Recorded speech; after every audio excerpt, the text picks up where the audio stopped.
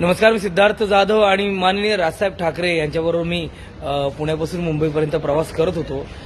नाट्य संमेलनाचा कार्यक्रम संपल्यानंतर त्यांच्याबरोबरच आम्ही प्रवास करत होतो आणि एक्सप्रेस हायवेला खालापूर टोल नाक्याला येताना त्यांनी जी ट्रॅफिकची रांग पाहिली, साहेब स्वतः गाडी चालवत होते आणि आम्ही त्यांच्याच गाडीत बसलो होतो.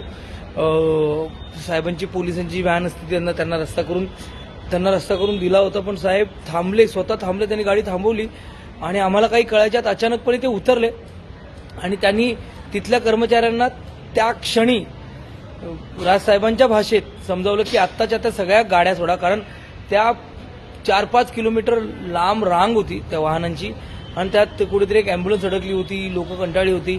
पण साहेबांनी त्यांच्या भाषेत सांगितल्यानंतर लगच्या लगेच सगळ्या गाड्या पटापटा सोडण्यात आल्या आणि एवढं करून साहेब थांबले नाही. साहेब तिथे थांबले, त्यांनी गाड्या जाईपर्यंत, ते अँब्युलन्स जाईपर्यंत साहेब तिथेच होते आणि निघताना मग साहेबांनी सांगितलं की एकही गाडी थांबली नाही पाहिजे आणि पुढेही त्यांच्यावर प्रवास करताना वाशी टोल नाका असेल, ते प्रत्येक टोल नाक्यावर थांबून जिथे जिथे ट्रॅफिक अडलं, जिथे टोल नाक्यावर रांगाच्या रांगा लागल्या, त्यांनी उतरून खडसावून सांगितलं आणि माझ्यासाठी हा विलक्षण अनुभव होता.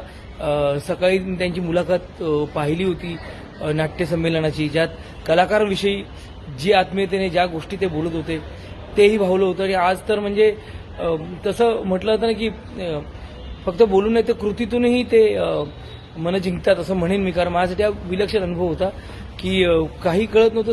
सर स्वतः उतरले, रस्त्यावर उतरणारा, म्हणजे आपण म्हणतो ना की सिनेमात हिरो असतात, पण राजसाहेब खऱ्या आयुष्यातले हिरो आहेत. खरंच सल्यूट राजसाहेब.